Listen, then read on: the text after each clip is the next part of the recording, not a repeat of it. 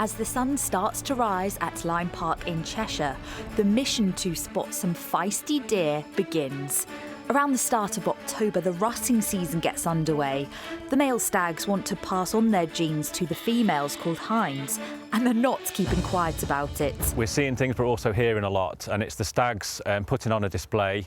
The bigger stags are roaring, making sure that other stags know that they're the biggest stag, making sure the females know that they're a big stag and that they're they'll be a good father to their offspring. They're also running around chasing off other stags that try and come close and try and mate with the females. They'll just keep chasing hinds back into their group. They'll want to keep their little group of females together as best they can. It's an intense process for the stags that takes up all their time and energy. They haven't got time for eating, so they'll have built up their fat reserves in the lead up to this.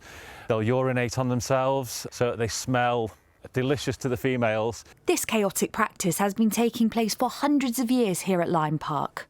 But it still feels like watching a wildlife reality series. If they can't decide who's the bigger stag and other stags are trying to get in, they will parallel walk back and two to try and size each other up. If they then still can't decide who's the bigger stag, that's when the locking of horns happens and they will be fighting away.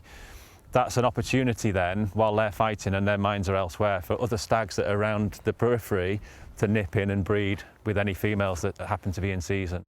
There'll be one morning where the rangers will come into the estate and there'll be 10 or 15 stags all just laid together, probably sharing stories about the rut. Maybe there's a few apologies they have to make about some of the battles that they've had. So it's been a bit of a different rutting season for the deer this year, as the moorland herd, which used to live up there, has been merged with the parkland herd down here. This is partly so that the moorland can be restored, but also to hopefully ensure less inbreeding and make sure that more healthy calves are born in the park next year. It also means big stags from the moorlands have been competing with the parkland stags for the first time. Chris says he can tell the different groups apart by their antlers. Here we have an antler, and these drop off every year. So the stags cast these earlier in the year, and then they regrow them every year, and every year they get slightly bigger. Quite sharp on the ends, and this is a reason why people should stay away from them and give them lots of space. It's also a reason why the deer don't really like fighting, because these can cause serious injury to animals and to people.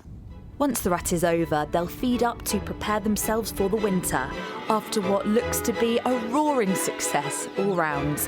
Annie Olsen, BBC North West Tonight, Disley.